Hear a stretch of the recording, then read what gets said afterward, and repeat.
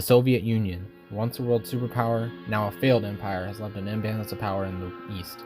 Seeing an opportunity to take control, the Taliban propelled themselves into the global spotlight. But who are the Taliban? What do they want? And most importantly, why are they important?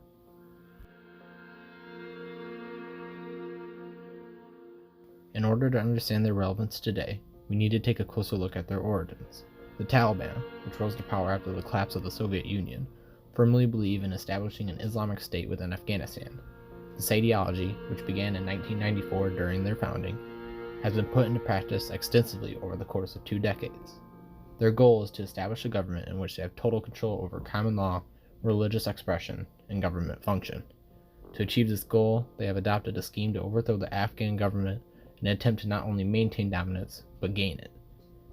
These radical viewpoints held by the Taliban have ultimately resulted in their labeling as a terrorist organization.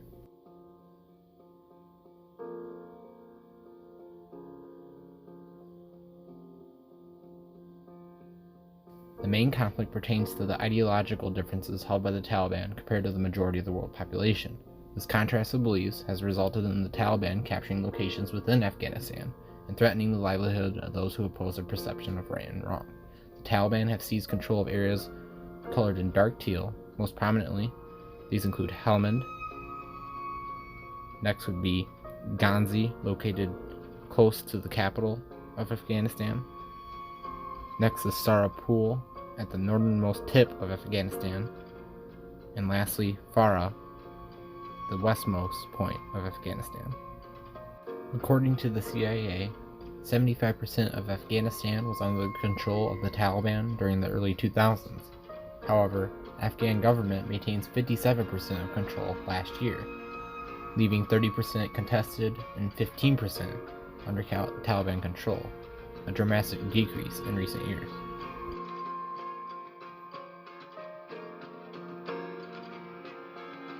This rapid movement towards control has prompted foreign powers to take military action against the Taliban. The most active and influential superpower at play is the United States, which has mobilized a total of 775,000 troops according to the Department of Defense, and established multiple military bases throughout the effort to eliminate the Taliban. However, this does not include other foreign countries which have stationed their military within Afghanistan. For instance, Germany, United Kingdom, Italy, Georgia, Romania, Turkey, Australia, Spain, and 30 others have participated in this effort. As seen in the chart by the Department of Defense, active military personnel within Afghanistan has increased dramatically over the course of these 2 decades. However, in recent times, it has begun to decrease.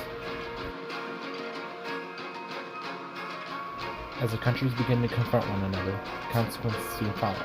Military personnel, along with civilians not involved in the conflict, started to pay the price. Over 2,400 U.S. troops have died in Afghanistan with the Taliban, and over 20,000 have been injured. To make matters worse, civilians have been caught in the middle of this war. As seen by the chart, civilian injuries and deaths have rose significantly in recent years, to numbers well over 1,000. This chart does not consider the civilians actively being held hostage or captured by the Taliban.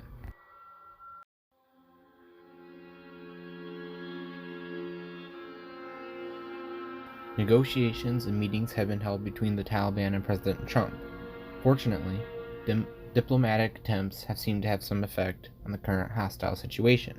However, I believe military actions are not the solution to the issue, primarily due to the undying nature of this particular radical regime.